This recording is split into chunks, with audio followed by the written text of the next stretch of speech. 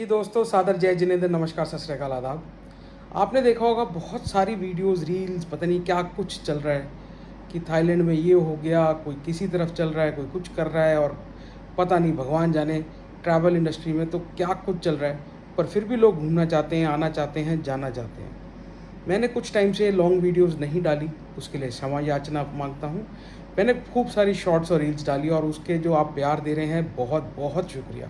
अगर आपने फॉलो नहीं किया तो ये फेसबुक है, ये मेरा इंस्टाग्राम है।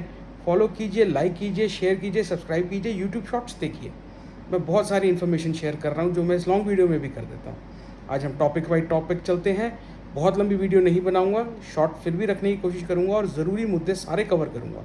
तो आपका प्यार बना रहे और ऐसे ही मुझे प्यार देते रहें। अब आगे चलते हैं। मैं आपको बताऊं पहला पॉइंट कि जो सबसे ज़्यादा इस टाइम मुद्दा वायरल हुआ है वो है थाई वीज़ा। थाई वीज़ा नहीं है इंडियंस के लिए, वीज़ा फ्री है। बहुत सारी इंडियंस ट्रैवल कर रहे थे, 60 डेज़ का वो परमिट देते थे एंट्री पे इमिग्रेशन ऑफिसर। जो अब चल रहा है कि वो हट गया है और आपको वही ओल्ड रिजीम में जाना पड़ेगा, वीज़ा ऑन अराइवल लेना पड़ेगा।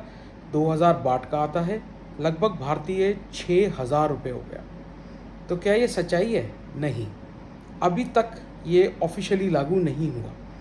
जो चेंजेस आ रहे हैं थाई वीज़ा में वो है 1 जून से वीज़ा 60 डेज़ की जगह 30 डेज़ का मिलेगा। और अगर आप जेन्युइन ट्रैवलर हैं, आप घूमना सिर्फ थाईलैंड जाना चाहते हैं, फुकेट जाएं, बैंकॉक, पत्या, चियांग माई जो चल रहा है, ऐसी कई जगहें हैं, ठीक है। 30 डेज़ बहुत होते हैं यार। दोस्तों के साथ, परिवार के साथ, रिश्तेदारों के साथ तो मजाक छोड़िए, रिश्तेदारों के साथ तो लोग कम ही जाते हैं। और अगर आप अकेले भी जाना चाहें, फ्रेंड, अपनी गर्लफ्रेंड को ले जाना चाहें, वाइफ को ले जाना चाहें, किड्स को ले जाना चाहें, बहुत है 30 दिन, क्या करेंगे। और उससे ज़्यादा थाईलैंड में उससे फ़र्क नहीं पड़ता। फ़र्क कब पड़ेगा? जब पैसे लगने शुरू होंगे 2000 बाट से, आपका ट्रिप एक्सपेंसिव हो जाएगा। 6000 रुपये पर पर्सन देना पड़ेगा। मानिए आप एक कपल ट्रैवल कर रहे हैं तो 12,000 रुपये सिर्फ थाईलैंड के एंट्री के देने पड़ेंगे। तो क्या वो वर्थ होगा? नहीं जी, नहीं जनाब, वो वर्थ नहीं होगा मेरे हिसाब से। आई डोंट नो होगा। अगर थाईलैंड का अपना चार्म है, अपना क्रेज़ है। मैं आपको गलत बोलूँ, मैं खुद 8 बार थाईलैंड जा चुका हूँ, जिसमें अपनी वाइफ के साथ, फ्रेंड्स के साथ, कज़न्स के साथ, पता नहीं किन किन के साथ, और एक बार तो अकेला भी था। मैं काफ़ी सालों से, मैं सबसे पहली बार मैं आपको बताऊं, मैं 2012 में गया था और लास्ट अभी मार्च होलियों पे वहीं पे था। 2008 मैंने भी दिए हैं। एक बार तब भी बीच में वीज़ा फ्री स्कीम आई थी, मैं अपनी फैमिली के साथ गया था। 2017-18 की बात है, 2018 न्यू ईयर पे हम गए थे, फिर भी दिए हैं। एक्सप्रेस एंट्री के 200 बाट दिए हैं और अब पिछले 3-4 चक्रों में कोई पैसे नहीं लग रहे। लास्ट 2000 बाट देने में भी जब मैं गया था, और मैं आपको बताऊं 2023 2023 सितंबर तक वो पैसे थे और नवंबर दिसंबर में जाके फ्री हुआ। लगभग 2.5 साल से थाईलैंड का वीज़ा फ्री है। तो ये आपका एक डाउट क्लियर हुआ। अब इसके अलावा अगर थाईलैंड का ऑप्शन नहीं है तो क्या ऑप्शन है? वो हमारा है पॉइंट नंबर 2, वियतनाम। दोस्तों, छाया पड़ा है, गजब ढाया पड़ा है, उसकी कोई लिमिट नहीं है। सारे रिकॉर्ड तोड़ दिए इंडियन टूरिस्ट ने इस बार वियतनाम जाने के। तो क्या है वियतनाम का बेनिफिट? वियतनाम की सस्ती फ़्लाइट्स मिल जाती हैं। जी बिल्कुल मिल जाती हैं। वियतनाम का क्या फ़ायदा आपको मैं बताऊं, मस्ती भी है, पारिवारिक फैमिली के साथ जाना है, बच्चों को ले जाना है, सस्ती शॉपिंग करनी है, खाने पीने की मौज, सस्ते होटल्स की डील, सब कुछ है जनाब।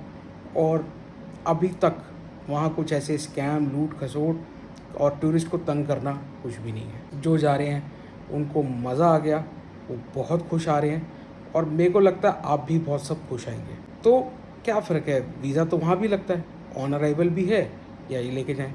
25 यूएस डॉलर्स का वीज़ा है, जो मोटा मोटा 2500 रुपये पकड़ें। आप चाहे यहाँ से ई वीज़ा ले जाएँ या वहाँ जाके ले लें। कहाँ 6000, कहाँ 2500। प्लस वहाँ हर टाइप की चीज़ है। वहाँ पे हिल स्टेशन भी है, वो तो खैर थाईलैंड में भी है, मैं कंपेयर करके बता रहा हूँ। पर वहाँ जो बच्चों के साथ जाने वाले हैं, मैं उनका पॉइंट बता दूँ, वो सबसे बड़ा एडवांटेज है इस टाइम फूकॉक। जी हाँ, फूकॉक जाके बहुत मज़ा आ रहा है। क्या फीडबैक मिला है लोगों का, मज़ेदार। वहाँ पे विन वंडर्स का, विन सफारी, हर चीज़ है जो बहुत महंगी नहीं है, यकीन मानिए नहीं है। बाना हिल्स, मैं साथ साथ फ़ोटोज़ भी लगाता जा रहा हूँ आपके प्रेफरेंस के लिए, आप देखते जाइएगा। और दानांग बीच एरिया, हनोई उनकी कैपिटल, गज़ब मज़ा आ जाएगा। और हाँ, कोई मौज मस्ती करने वाले मेरे भाइयों, आप भी उदास ना हो, हो ची मिन तो छाया पड़ा है, यकीन मानिए। कुछ एरियाज़ तो उसके वॉकिंग स्ट्रीट जैसा ही फील और मज़ा दे रहे हैं। ताकि आपको भी मज़े आ जाए। ये हो गया हमारा पॉइंट नंबर 2। अब चलते हैं पॉइंट नंबर 3। क्या फ़्लाइट्स का स्टेटस क्या है इस टाइम इंडिया में? Flights are very expensive, skyrocketing है, बहुत सारी कैंसिल हुई हैं। इसकी डिटेल में बात करते हैं। नंबर 1, वीएच जेट ने, जैसे मेरी रील्स और शॉर्ट्स में आपने अंधा प्यार दिया मुझे, उसका फिर शुक्रिया करता हूँ।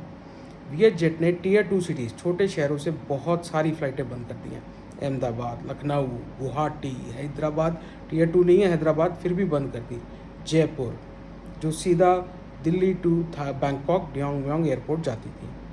वीएच जेट की कुछ एरियाज चल रहे हैं। वीएच जेट थाईलैंड के चल रहे हैं। लायन बैंकॉक ने अभी अमृतसर से भी बंद कर दी। एयर इंडिया ने भी थाईलैंड के कुछ रूट्स एक आध फ्लाइट कम की है। यूरोप अमेरिका की तो काफ़ी फ्रीक्वेंसी डाउन की है। ऑस्ट्रेलिया की है। दिल्ली शंघाई रूट बंद किया है। तो ओवरऑल पंगे हैं। एक ये आपको और नोटिफिकेशन लगा देता हूँ, थाई एयरवेज ने भी दिल्ली से हैदराबाद से 1-2 फ्लाइट्स बंद की हैं। तो मुद्दा क्या है? मुद्दा कोई ख़ास नहीं है, टिकटें अभी भी अवेलेबल हैं। मैं भी अब जल्दी आपको अगली मेरी जो बड़ी वीडियो आएगी वो ट्रिप की ही आ रही है। मैं अपनी फैमिली के साथ जा रहा हूँ और पहला फैमिली व्लॉग भी डालने वाला हूँ। आपको अच्छा लगेगा तो ज़रूर प्यार में दीजिएगा, और नहीं भी लगे तो भी प्यार दीजिएगा। आपके प्यार की खातिर ही हम हैं। अब चलते हैं पॉइंट नंबर 3। करें तो करें क्या? अगर टिकटें नहीं बुक कराई, अगर बुक नहीं है तो मेरी एडवाइस ये है कि थोड़ा रुकें, स्टडी करें, समझें, हालात बेटर होंगे, ट्रैवल तब कर लेना। और फैमिली वाले अगर ट्रैवल करना चाहते हैं तो डील्स अभी भी आ रही हैं। वीएच जेट की आ रही हैं, थाई एयरवेज ने सेल लगाई। मैं साथ साथ सबकी फ़ोटोज़ लगाता जा रहा हूँ। और अगर आपको इसमें जानना है तो मेरे को फेसबुक पे आइए, इंस्टाग्राम पे आइए, मेरी रील्स देखिए, यूट्यूब शॉर्ट्स पे देखिए व्यूज़।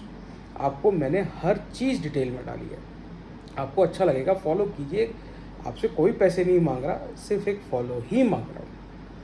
और क्या कर सकते हैं भाई? मलेशिया सस्ता है, बढ़िया है और गजब जगह है। आज भी उसके मन में मेरी बहुत इज्जत है।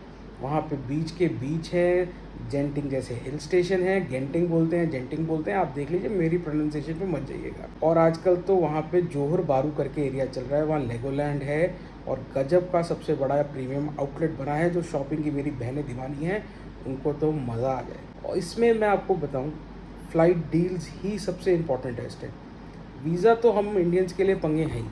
हमारे लिए बहुत सारे देशों ने बंद कर दिए, बहुत सारे देशों ने कम कर दिए, बहुत सारे देशों ने वीज़ास कम कर दिए, बहुत सारे देशों ने वीज़ा ऑन अराइवल से वो कर दिए। और पासपोर्ट रैंकिंग कोई छुपी नहीं है, बट येट इंडियन ट्रैवलर्स जा रहा है।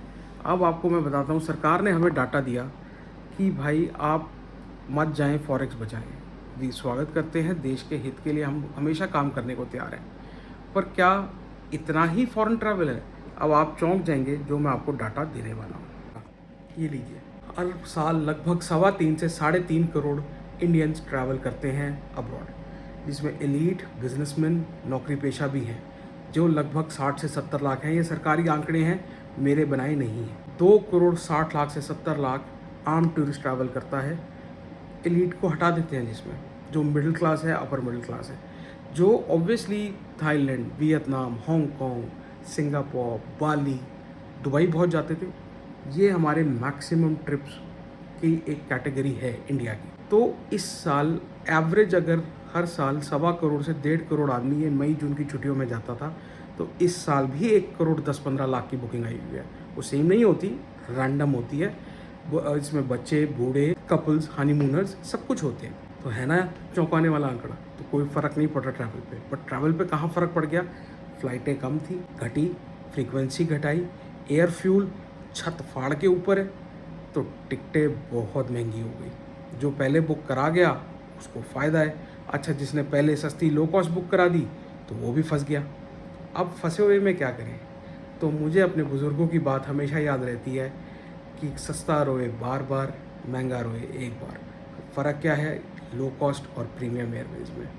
प्रीमियम वालों की कैंसिलेशन में वो आपको दूसरी देते, रिफ़ंड ईजी। लो कॉस्ट की फ़्लाइटें भी ज़्यादा कैंसिल, वो भी फंसे पड़े हैं। तो क्या करें? तो भाई सिंपल है, आगे कराएं तो एयरलाइन अच्छी कराएं। और एयरलाइन सारी अच्छी होती हैं, बट लो कॉस्ट और प्रीमियम में आप जो एयर ट्रैफिक फ्यूल जो चल रहा है उसकी वजह से प्राइसेस का बहुत ज़्यादा फ़र्क नहीं है। हाँ, लो कॉस्ट कभी कभी ऑफ़र्स और डिस्काउंट बहुत अच्छे निकालती हैं, वो अब बड़ी भी निकाल रही है। एयर इंडिया की ऑफर्स चल रही हैं आगे जाके वियतनाम के लिए, हनोई हो, हो ची मिन्ह हो, आप ज़रूर उसको चेक करें। थाई एयरवेज़ ऑफर्स दे रहा है, ज़रूर चेक करें। सिंगापुर की एयरलाइंस की आती रहती हैं, ज़रूर चेक करें। हाँ, दुबई जाना भी अवॉइड कर सकते हैं तो करें भाई, जब तक हालात बिल्कुल नॉर्मल नहीं होते। यूरोप बहुत महंगा हुआ है, सबसे ज़्यादा इस अगर इंडिया का टूरिज़्म घटा है तो यूरोप का ही घटा है। साउथ ईस्ट एशिया तो बहुत बढ़ गया, सिंगापुर भी रिकॉर्ड टूरिस्ट जा रहा है। यूएस का एक अलग क्राइटेरिया है, टूरिस्ट जाता है पर जो इसमें मोस्टली अपने रिलेटिव्स, फ्रेंड्स और बिजनेस के लिए ही जाते हैं, उनका ही नंबर सबसे ज़्यादा है और वो जा भी रहा है, कोई उसमें थोड़ा बहुत ऊपर नीचे चलता रहता है। जो बेसिक जनरल टूरिस्ट हैं वो वैसे ही कम है इन हालातों में वीज़ा वगैरह को लेके। वीज़ा वगैरह का जानना हो तो आप मुझे मैसेज करें, कमेंट करें। यूएस वीज़ा के लिए भाई बैठा है, आपको पहले भी वीडियो डाली फिर डाल देंगे, क्या फ़र्क पड़ता है, और आपकी पूरी हेल्प कर देंगे। और अब आते हैं द मोस्ट इम्पॉर्टेंट, हमारी करेंसी तो भाई 96 से ऊपर डॉलर चल रहा है परचेज़ में, 97 तक भी कह रहे हैं, 97 100 भी जल्दी हो सकता है। तो ऑटोमेटिक आपके ट्रिप सब एक्सपेंसिव हो जाएंगे, तो आपको वैसे ही प्लानिंग वो करके चलनी पड़ेगी। किसी फालतू वीडियो या रील में मत पड़ना, रुपीज़ किंग, रुपीज़ इज़ ये, रुपीज़ इज़ वो। देश सस्ते महंगे उनकी करेंसी के हिसाब से नहीं होते। आज कोई फिरंग कह लो या कोई फॉरेन टूरिस्ट हमारे देश में आए, वो कहे जी $1 का हमें 100 रुपये इंडिया में मिल रहा है, तो इंडिया तो बहुत सस्ता है। अरे नहीं भाई, हम रहते हैं, हमसे पूछो क्या इंडिया इतना सस्ता है? ना जी ना। ऐसे ही उन देशों में है। आज थाईलैंड 3 रुपये बाट है, पर वहाँ रुपीज़ किंग तो नहीं कहते, बट थाईलैंड वैसे भी एक्सपेंसिव हो गया। लाओस, हाँ लाओस में अभी गया, आपकी वीडियोस में बहुत प्यार दिया, उसका शुक्रिया। लाओस सस्ता है, लाओस में रुपीज़ किंग के चक्कर में मत पड़िए, पर लाओस ओवरऑल सस्ता है। इंडोनेशिया, बहुत करेंसी उनकी भी वीक है। उज़्बेकिस्तान, ऐसे कई देश हैं। तो अपनी बुद्धि का, अपने विवेक का इस्तेमाल कीजिए, इन किसी फालतू की वीडियो में मत पड़िए। तो वीडियो एंड करने से पहले मैं 5 पॉइंट दोहरा देता हूँ जो एक ट्रैवल के लिए बहुत ज़रूरी है, जो आजकल वायरल है, उन्हीं के ऊपर वीडियो बनाई है। एक, थाई वीज़ा के किसी रूमर या किसी इस पे मत पड़िए। आपको उसका चेक करने का सिंपल तरीका बता देता हूँ। थाई इमिग्रेशन पे जाइए, इंडियन एम्बेसी थाईलैंड पे जाइए, थाई एम्बेसी इंडिया की वेबसाइट पे जाइए और पढ़ लीजिए। किसी फालतू की रील वीडियो पे मत पड़िएगा, कन्फ्यूजन या पैनिक कर लेंगे। नंबर 2, स्काई रॉकेट हो गई हैं flights. Number 3, Vietnam hot destination चल रही है। इंडियन रुपी 4th गिरा हुआ है, तो इसलिए ऑब्वियसली ट्रिप महंगे हो गए। और फिर अगर आप डिले करना चाहें, थोड़ा आगे करना चाहें, तो सस्ती डील एयरलाइनों की आती रहती हैं। आप मुझे फॉलो, शेयर, सब्सक्राइब कीजिए तो मैं आपकी और हेल्प कर पाऊँगा। तो वीडियो अगर अच्छी लगे तो इसको ज़रूर लाइक कीजिएगा, कमेंट कीजिएगा, प्यार दीजिएगा। आपका बहुत बहुत शुक्रिया।